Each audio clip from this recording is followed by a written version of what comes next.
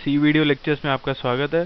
दोस्तों, इस लेक्चर में हम स्ट्रक्चर्स के बारे में पढ़ेंगे, लेकिन उससे पहले मैं सजेस्ट करूंगा कि आप इस YouTube वीडियो के बॉटम राइट कॉर्नर पे फुल स्क्रीन बटन पे क्लिक करें ताकि आप इस वीडियो का बेटर व्यू पा सकें। मैं स्ट्रक्चर्स की बात कर रहा था। What are structures?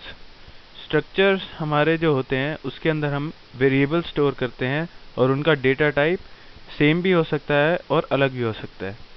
जैसे कि हमने अभी तक एरेज में पढ़ा है, हम एक ही डेटा टाइप के वेरिएबल्स बना सकते हैं। सपोज मैं एक एरे बनाता हूँ इंटीजर का और इसका साइज मैंने रख दिया 10। इसका मतलब ये है कि मैंने 10 वेरिएबल्स बना दिए, A0 A1 A2 ऐसे करते करते A9 तक, लेकिन सबका जो डेटा टाइप है वो इंटीजर है। एरेज में हम ये कर सकते हैं कि हम कितने भी वेरिएबल्स बना सकते हैं उसका साइज स्पेसिफाई करके, लेकिन उसका डेटा टाइप एक ही होता है। जैसे इस केस में इंटीजर है।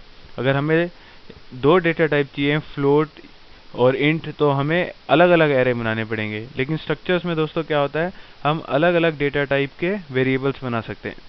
तो स्ट्रक्चर का सिंटैक्स होता है कीवर्ड स्ट्रक्ट, उसके बाद कोई भी स्ट्रक्चर नेम देख सकते हैं। जैसे वेरिएबल नेम होता है वैसे कोई भी स्ट्रक्चर नेम दे सकते हैं।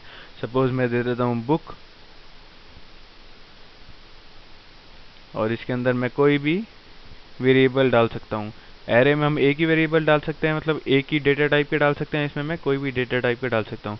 सपोज मैं पहला एक डाल देता हूँ कैरेक्टर बुक नेम, इसका मैं एरे बना देता हूँ, यानी कि एक स्ट्रिंग बना दी मैंने। तो एक कैरेक्टर डेटा टाइप बना लिया और एक इंट पेज नंबर, ये एक दूसरा डेटा टाइप बना दिया। यानी कि आप देख सकते हैं मैंने अलग अलग डेटा टाइप बना दिए, कैर और इंट। लेकिन एरेज में ये पॉसिबल नहीं है। एरेज में हम सिर्फ एक ही डेटा टाइप पे बना सकते हैं। तो जैसे ही हमने स्ट्रक्चर का ये कर्ली ब्रेसेस बंद किया तो उसके बाद हमें एक सेमीकोलन लगाना पड़ेगा। तो स्ट्रक्चर डिक्लेयर करने के बाद हमें ऑब्जेक्ट या स्ट्रक्चर वेरिएबल, कुछ भी बोल सकते हैं आप, वो डिक्लेयर करना पड़ता है। सपोज मेरे को इस स्ट्रक्चर जो मैंने ऊपर बनाया है इसका एक ऑब्जेक्ट बनाना है या एक स्ट्रक्चर वेरिएबल बनाना है, तो मेरे को क्या सिंटैक्स यूज़ करना पड़ेगा? स्ट्रक्चर का नाम, जो कि इस केस में बुक है, वो यूज़ कर लिया। उसके बाद आप कोई भी ऑब्जेक्ट नेम दे सकते हैं। सपोज मैं दे रहा हूँ B1 और मैं दो ऑब्जेक्ट बना रहा हूँ, तो एक कॉमा डाल दीजिए B2। ये मेरे दो ऑब्जेक्ट बन गए बुक स्ट्रक्चर के और उनका नाम है B1 और B2। अगर मैं एक ही बनाऊं तो B1 के बाद सेमीकोलन कर दीजिए, लेकिन अगर मैं दो बना रहा हूं सपोज, तो मैं B1 B2 कोई भी नाम दे सकते हैं। मैंने B1 B2 दे दिया और सेमीकोलन लगा दिया। अब मैं यही प्रोग्राम डेवलपर C++ में बनाऊंगा ताकि आप इसका यूज़ अच्छी तरह समझ सकें। तो दोस्तों मैं हेडर फाइल इंक्लूड कर देता हूँ, stdio.h, कंसोल इनपुट आउटपुट यानी कि conaio.h। उसके बाद मेन फंक्शन। अब मैं एक स्ट्रक्चर बना देता हूँ, वही का वही स्ट्रक्चर जो हमने अभी वर्ड फाइल में देखा था।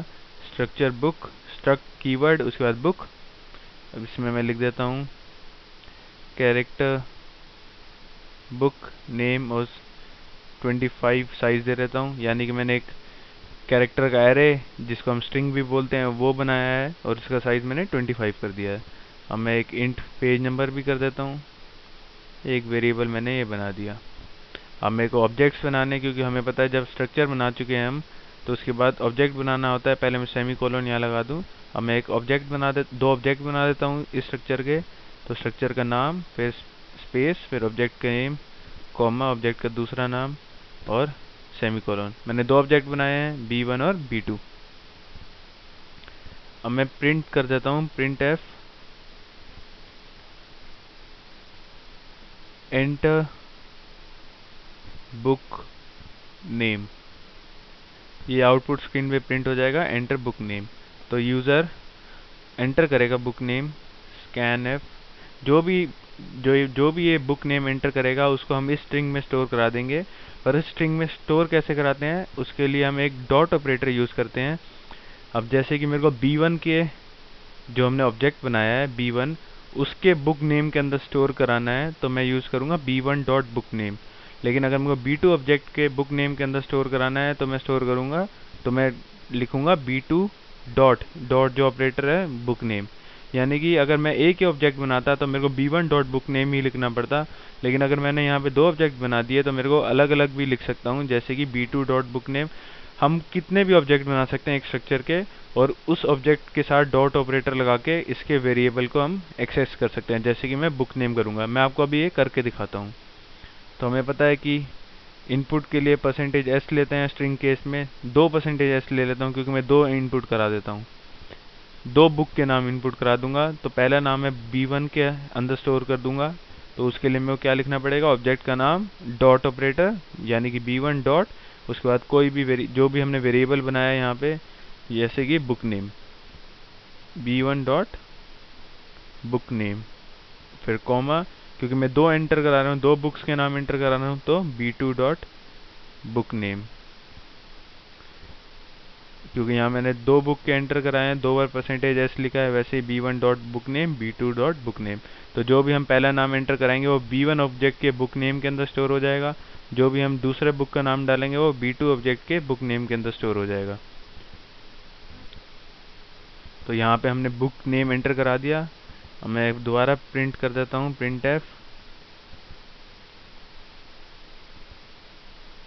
एंटर टोटल, पहले न्यू लाइन करेक्टर लगा देता हूँ ताकि ये नेक्स्ट लाइन में प्रिंट होए, enter total number of pages. तो ये दोनों यूज़र जो है वो दोनों बुक के पेजेस एंटर करेगा। तो scanf %d, क्योंकि हम इंटीजर इनपुट करा रहे हैं, %d, तो पहला जो है वो हम b1 डॉट पेज नंबर के अंदर स्टोर कर देंगे, और दूसरा जो है हम वो b2 डॉट पेज नंबर के अंदर स्टोर कर देंगे। इसके आगे एम्परसेंड साइन भी लगा देते हैं हम, क्योंकि ये इंटीजर है, स्ट्रिंग नहीं है, तो एम्परसेंड साइन लगाना पड़ेगा। स्कैनफ में हम इंटीजर के आगे एम्परसेंड साइन लगाते हैं, हमें पता ही है। तो अब हमने जो भी एंटर कराया है वो स्टोर हो चुका है। हमने क्या एंटर कराया है, हमने 2 बुक नेम एंटर करा दिए जो कि b1 के और b2 के बुक नेम के अंदर स्टोर हो गए। वैसे ही हमने 2 page number, total number of pages उन बुक के हमने एंटर करा दिए, और वो भी b1 और b2 के पेज नंबर में स्टोर कर दिए। अब जो भी हमने एंटर कराया मैं वो प्रिंट कर देता हूँ आउटपुट स्क्रीन पे, printf बुक नेम, दोनों बुक के नाम प्रिंट कराता हूँ जो यूज़र ने एंटर कराए हैं, %s, और हमें पता है यूज़र ने जो भी एंटर कराया है वो कहाँ स्टोर हुए हैं, b1 डॉट बुक नेम और b2 डॉट बुक नेम। और सिमिलरली मैं पेज नंबर भी प्रिंट करा देता हूँ, total number of pages are, इसमें भी %d b1 dot page number, b2 dot page number. मैं गेट ch लगा देता हूँ ताकि आउटपुट विंडो क्लोज ना हो। ये प्रोग्राम हमारा रेडी है। अब मैं इसको कंपाइल कर देता हूँ कंट्रोल F9 से। ये कह रहा है 0 एरर्स। अब रन कर देता हूँ कंट्रोल F10 से। एंटर बुक नेम, सपोज मैं डालता हूँ ABC और XYZ। अब ये पूछेगा enter total number of pages. अब मैं सपोज पहली बुक के 100 पेजेस डाल देता हूँ, दूसरी के 150 डाल देता हूँ। तो मैं जैसे ही एंटर की प्रेस करूँगा आप देख सकते हैं book name is ABC XYZ, जो हमने 2 एंटर कराए हैं, और total number of pages are 100 and 150। अगर आप इनके बीच में स्पेस भी देना चाहते हैं तो वो भी हो जाएगा।